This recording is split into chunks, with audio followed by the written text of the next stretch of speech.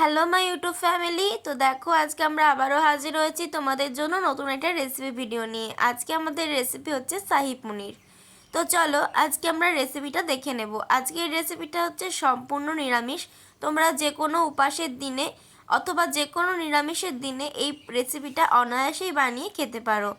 খুবই সুন্দর একটা রেসিপি এটা, আর ঘরে থাকা সামান্য কিছু উপকরণ দিয়ে এই রেসিপিটা বানানো যায়, যার স্বাদ হয় একেবারে অন্য রকমের। তো চলো আজকের রেসিপিটা আমরা দেখে নেব, আর তার সাথে সাথে তোমাদেরকে আমাদের চ্যানেলে স্বাগত জানাই আমাদের এই ভিডিওটা দেখার জন্য। তো চলো রেসিপিটা স্টার্ট করা যাক। ফার্স্টেই দেখো আমি এখানে পনিরটা নিয়ে নিয়েছি। এটা কিন্তু আমার বাড়িতে বানানো পনির, তোমরা যদি চাও আমি অবশ্যই ভিডিওটা দিয়ে দেব। তো পনিরটাকে ভালোভাবে পিস পিস করে নিলাম। নেওয়ার পরে একটা মিডিয়াম সাইজের পিস করে আমি পনিরের টুকরোগুলো করে নেব। তোমরা চাইলে তোমাদের মতো যে কোনো শেপ দিতে পারো অথবা ছোট বা বড় করে নিতে পারো, কোনো সমস্যা নেই। তো আমি এখানে মিডিয়াম সাইজের পিস করে নিয়েছি। আর যেহেতু বাড়িতে বানিয়েছি তো সাইডের যে গোলাকৃতি অংশগুলো সেগুলোকেও কিন্তু আমি ফেলে দিচ্ছি না, সেগুলোকেও কিন্তু আমি নিয়ে নিচ্ছি। তো দেখো পনিরের পিসগুলো কতটা সুন্দর হয়েছে। এবার আমি এগুলোকে ম্যারিনেট করে নেব। তার জন্য দিয়ে দিলাম 1 চিমটি হলুদের গুঁড়ো, একটু লাল লঙ্কার গুঁড়ো মানে যেটা ঝাল লঙ্কা আর কি, আর দিয়ে দিলাম Kashmiri red chilli powder. Kashmiri red chilli পাউডারটা শুধুমাত্র রঙের জন্য ব্যবহার করেছি। আর দিয়ে দিলাম স্বাদ মতো লবণ। দেওয়ার পরে পনিরগুলোকে ভালোভাবে ম্যারিনেট করে নিতে হবে। তো দেখো ভালোভাবে পনিরগুলোকে ম্যারিনেট করে নিয়েছি। এবার দেখো এখানে শুকনো যে মটরশুঁটিগুলো হয় ওগুলোকে ভিজিয়ে রেখেছিলাম, তো ওগুলো সুন্দরভাবে হয়ে গেছে। তো এবার এটাকে আমি প্রেসারের মধ্যে দিয়ে একটা সিটি দিয়ে সিদ্ধ করে নেব।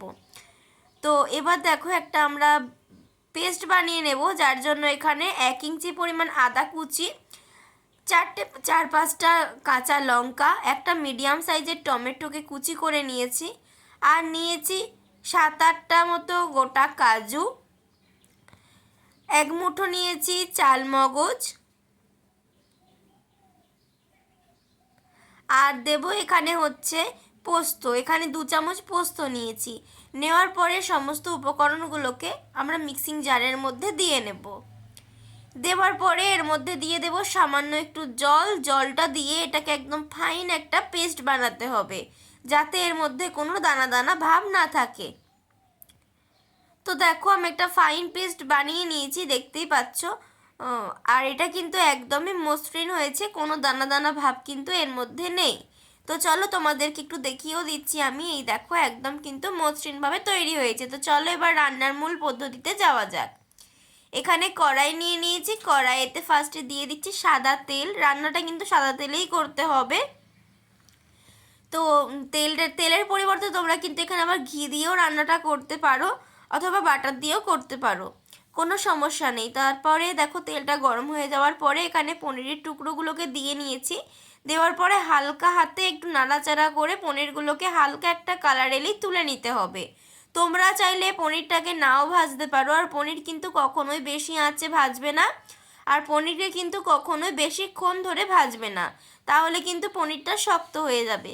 তো দেখো জাস্ট একটা হালকা কালার আসার পরেই আমি পনিরের টুকরোগুলোকে ভালোভাবে তেল ঝরিয়ে তুলে নিচ্ছি। পনির এইভাবে রান্না করে খেলে পনির যেমন নরম তুলতুলে হয় সেরকমই কিন্তু স্বাদ হয় পনিরের। তো দেখো সমস্ত পনিরের টুকরোগুলোকে এখানে আমি তেল ঝরিয়ে তুলে নিলাম। বাড়িতে বানানো জিনিসের দিয়ে রান্না করার মজাটাই আলাদা। তো পনির এরকম তোমরা বাড়িতে বানাও আর রান্না করো। এবার দেখো কড়াইয়ের মধ্যে দিয়ে দিচ্ছি ফোড়নটা। ফোড়নে দিচ্ছি 4টে গোটা এলাচ, আর দিয়ে দিচ্ছি ছোট ছোট পিস করে রাখা দারচিনি 4 টুকরো। দেওয়ার পরে এখানে ফোড়নটাকে ভালোভাবে একটু ভেজে নেব। ফোড়ন থেকে মিষ্টি একটা গন্ধ এলে এর মধ্যে দিয়ে দেব 1/2 চামচ কাশ্মীরি রেড চিলি পাউডার। শুধুমাত্র রঙের জন্য ব্যবহার করছি, তোমরা এটাকে স্কিপ করতে পারো। তো দেওয়ার পরে এটাকে একটু মিক্স করে নিলাম। এবার যে ব্যাটারটা আমরা ব্যাটারের যে পেস্টটা বানিয়ে রেখেছিলাম মশলার, তো সেই মশলার পেস্টটাকে আমরা দিয়ে দিলাম তেলের মধ্যে। যেহেতু এর মধ্যে কাজু রয়েছে, চালমগজ রয়েছে, তো এটা নিচে লেগে যাওয়ার খুবই সম্ভাবনা আছে, তাই জন্য এটাকে সবসময় কিন্তু নাড়াচাড়া করতে হবে। এই পর্যায়ে এর মধ্যে দিয়ে দিতে হবে 1 মুঠো কিশমিশ, দেওয়ার পরে এটাকে আবারও ভালোভাবে নাড়াচাড়া করতে হবে। আর কিশমিশটা এই সময়তে দিলে খুব ভালোভাবে কিন্তু ফুলে উঠবে। আর এটা তেল বেরিয়ে আসা পর্যন্ত আমরা কষাতে থাকবো। তো দেখো তেল কিন্তু বেরিয়ে এসছে আর ভালোভাবে কষা কষা হয়ে গেছে, দেখতেই পাচ্ছ। এবার এখানে আমরা অ্যাড করব টক দই। 4 চামচ টক দইকে এখানে ফেটিয়ে নিয়েছিলাম ভালোভাবে, লবণ দিইনি। এই টক দইটাকে আমরা দিয়ে দিলাম। দেওয়ার পরে এটাকেও কিন্তু ভালোভাবে অনবরত নাড়াচাড়া করতে থাকবো। এইভাবে রান্নাটা তোমরা একবার করে দেখবে, যেমন রং আসবে তেমন কিন্তু স্বাদও হবে। তো দেখো মশলাটা কিন্তু ভালোভাবে কষানো হয়ে গেছে এবং মিক্সির বাটি ধোয়া জলটা আর টক দইয়ের বাটি ধোয়া জলটাকে আমরা এর মধ্যে অ্যাড করে দিলাম। এই শাহী পনিরের থেকে পনিরের গ্রেভিটা কিন্তু ভীষণ সুন্দর খেতে হয়, তো তার জন্য একটু জলটা আমি এখানে বেশি ব্যবহার করছি, তোমরা চাইলে কম দিতে পারো। এবার এখানে দেখো সবুজ মটরশুঁটিটা যেটা আমরা সিদ্ধ করে রেখেছিলাম সেটা কি আমরা এখানে অ্যাড করে দিলাম। দেওয়ার পরে 2 মিনিট ঢাকা চাপা দিয়ে একটু ভালোভাবে ফুটিয়ে নিলাম। তো দেখো একদম কিন্তু অনেকটা গ্রেভি কমে এসছে, দেখতেই পাচ্ছ, আর ভীষণই সুন্দর একটা স্মেল আসছে।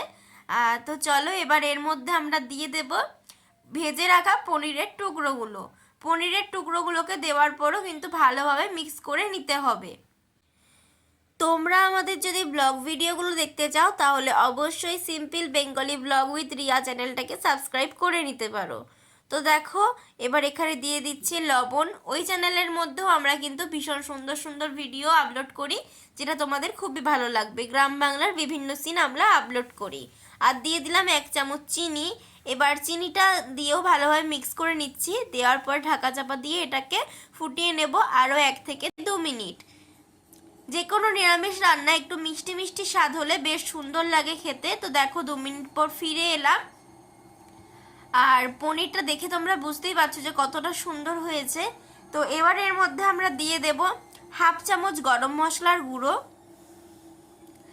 দিয়ে দেব সামান্য একটু গোলাপ জলটা দিলে কিন্তু পনিরের যে স্বাদটা আরও বহুগুণ বেড়ে যায়। আর দিয়ে দিচ্ছি 1 চামচ ঘি। তবে তোমরা চাইলে গোলাপ জলটাকে স্কিপ করতে পারো, কোনো সমস্যা নেই।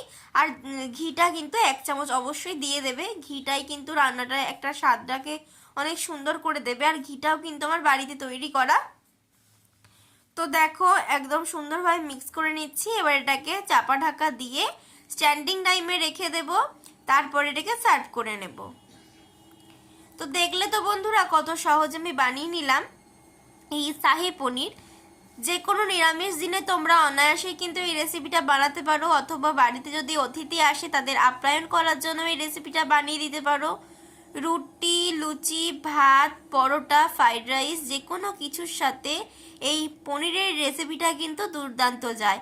আর দেখো ঘরে থাকাই কিন্তু প্রত্যেকটা উপকরণ, যেগুলো দিয়ে কিন্তু অল্প সময়ের মধ্যে এবং অল্প উপকরণ দিয়ে ঝট করে বানিয়ে নেওয়া যায় এই শাহী পনির। আজকের রেসিপিটা তোমাদের কেমন লাগলো অবশ্যই কিন্তু আমাদেরকে কমেন্ট করে জানাতে ভুলবে না। তোমাদের এক একটা কমেন্ট আমাদেরকে অনেক বেশি উৎসাহিত করে ভিডিও বানাতে। তোমরা আমাদের থেকে কি ধরনের ভিডিও দেখতে চাইছো অথবা কি ধরনের রেসিপি চাইছো আমাদেরকে অবশ্যই জানাবে। আজকের মতো এখানেই টাটা, সবাই ভালো থেকো।